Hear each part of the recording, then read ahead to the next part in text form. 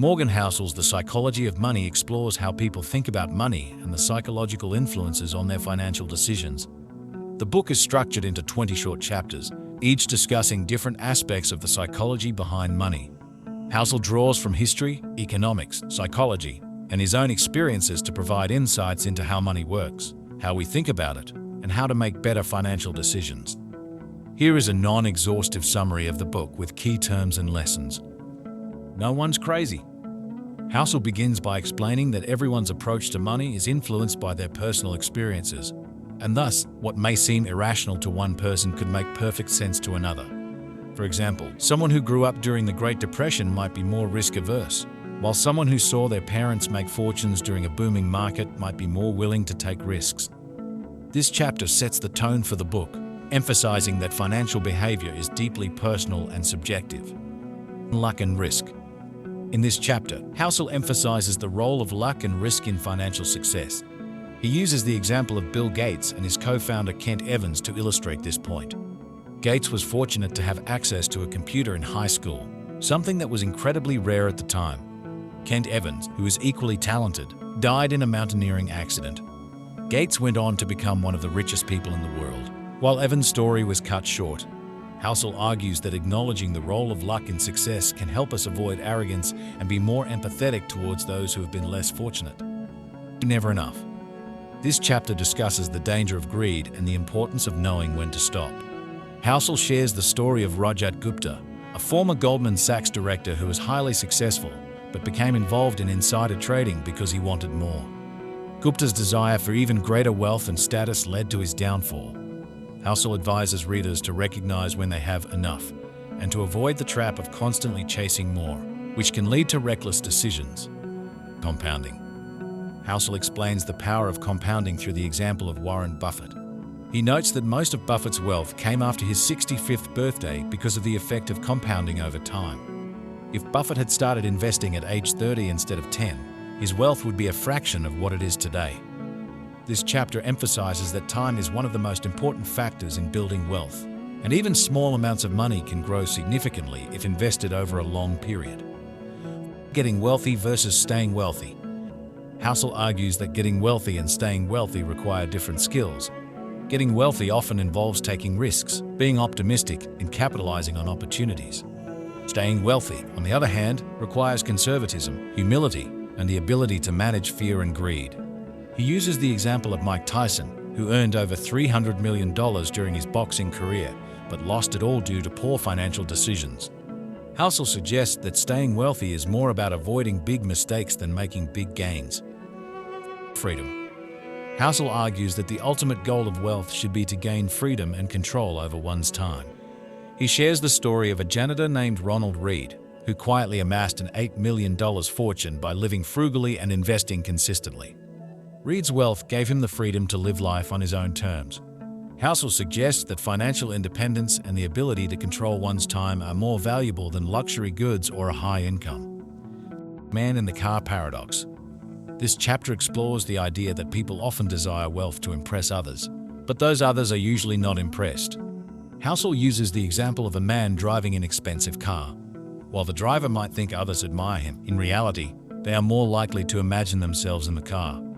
Housel argues that true wealth is what you don't see. It's the cars not bought, the jewelry not worn, and the vacations not taken. He advises readers to seek contentment and financial security rather than trying to impress others.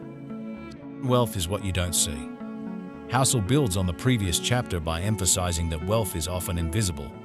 It's the money saved and invested, not the money spent on conspicuous consumption. He uses the example of a wealthy family living in a modest house and driving an old car.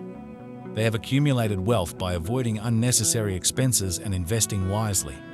Housel encourages readers to focus on building wealth rather than showing it off. Save money.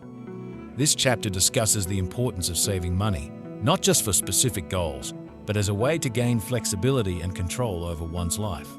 Housel notes that saving is often misunderstood as being solely for the purpose of achieving certain financial milestones, like buying a house or retiring. However, he argues that saving for its own sake, having money set aside for opportunities or emergencies, can provide peace of mind and financial security. He advises readers to save as much as they can, regardless of their income level, Reasonable, rational. Housel argues that it's more important to be reasonable than rational when it comes to financial decisions. He notes that people often try to optimize their finances based on complex mathematical models, but these models don't account for human emotions and behavior. For example, while it might be rational to invest heavily in stocks for higher returns, it may not be reasonable for someone who is risk-averse and loses sleep over market fluctuations.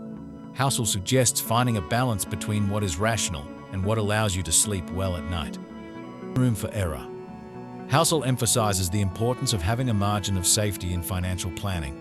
He uses the example of Benjamin Graham, the father of value investing, who advocated for buying stocks at a discount to their intrinsic value to protect against errors in judgment or unforeseen events. Housel suggests that having a cushion in your financial plan, such as keeping extra cash or not taking on too much debt, can help you avoid financial ruin when things don't go as planned. Annual change. This chapter discusses the idea that people's goals and desires change over time, so it's important to build flexibility into your financial plans. Housel uses the example of himself. In his 20s, he wanted to become rich, but by his 30s, he realized that he valued time and freedom more than wealth. He advises readers to avoid locking themselves into rigid financial goals and to remain open to change as their life circumstances evolve. Nothing's free. Housel argues that everything in finance has a price, but the price isn't always immediately apparent. For example, the price of higher stock market returns is the volatility and uncertainty that come with it. He compares this to paying for a roller coaster ride. You wouldn't enjoy the thrills without accepting the ups and downs. Housel suggests that the key to financial success is recognizing and accepting the price of the opportunities you pursue. You and me. In this chapter, Housel discusses the importance of understanding that different people have different financial goals and strategies. He notes that what works for one person may not work for another, and it's important not to judge others based on their financial decisions. For example, a retiree might prioritize preserving capital, while a young professional might focus on growth. Housel advises readers to focus on their own goals and avoid comparing themselves to others. The seduction of pessimism. Housel discusses the appeal of pessimism in finance and the media. He notes that negative news and dire predictions often get more attention than positive news, which can lead to a skewed perception of reality. For example, while there are always risks and challenges in the market, the overall trend has been one of growth and progress. Housel advises readers to maintain a balanced perspective and not to be overly influenced by pessimistic narratives.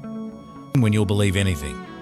This chapter explores how people's desire for wealth and success can lead them to believe in unrealistic or fraudulent schemes. Housel uses the example of Bernie Madoff's Ponzi scheme, which attracted investors who were blinded by the promise of consistently high returns. He argues that skepticism and critical thinking are essential in finance, and it's important to question offers that seem too good to be true.